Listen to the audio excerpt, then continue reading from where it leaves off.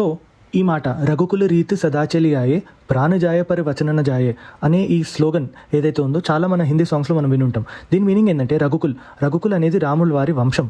రఘుకుల వంశంలో నుంచే మనకి హరిశ్చంద్రుడు వచ్చిండు. హరిశ్చంద్రుడు ఎప్పుడు ట్రూత్ మాత్రమే చెప్తాడు, సత్య హరిశ్చంద్రుడు అని అందుకే అంటాడు. సో రఘుకుల రీత్ అంటే ఆ వంశానికి ఉన్న రీత్ అంటే ఆయన హ్యాబిట్. సదాచలి ఆయ అంటే ఎప్పుడు నడుస్తూనే ఉంది. అంటే రఘుకుల వంశం వాళ్ళు ఎప్పుడు ట్రూత్ మీదనే నిలబడి ఉంటారు.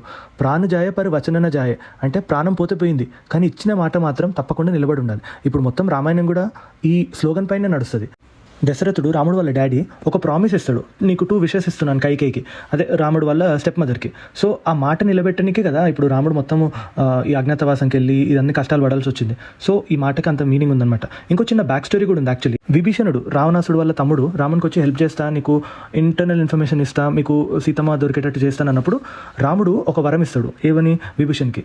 ఇప్పుడు వెన్ ఐ డిఫీట్ రావణాసుడు డిఫీట్ చేసినప్పుడు అతని కింగ్డమ్ తీసుకొచ్చి నీకు ఇస్తానంటారు. సో ఇప్పుడు హనుమాన్ లక్ష్మణ్ వచ్చేసి అంటాడు అనమాట, ఒకవేళ రావణాసుడు వచ్చి నీకు సారీ చెప్పేసి సీతని ఇస్తే మరి అప్పుడు నువ్వు ఏం చేస్తావు రామా అని అడుగుతాడు. సో అప్పుడు నేను సీతని యాక్సెప్ట్ చేసేసి రావణాసుడిని క్షమిస్తా అంటాడు. మరి ఇప్పుడు క్షమిస్తానంటే విభీషణ్కి ప్రామిస్ చేసినావు కదా కింగ్డమ్ ఇస్తా అని, ఇప్పుడు అతను వచ్చి సారీ చెప్తే నువ్వు ఆయన క్షమించేస్తే మరి ఇప్పుడు నువ్వు ఇచ్చిన మాట ఎట్లుంటుందంటే, అప్పుడు రాముడు ఏమంటాడంటే, నాకు రావణాసుడు కింగ్డమ్ పైన ఏమాత్రం ఇంట్రెస్ట్ లేదు, కానీ విభీషణ్కి మాట ఇచ్చిన కదా నేను కింగ్డమ్ ఇస్తా అని.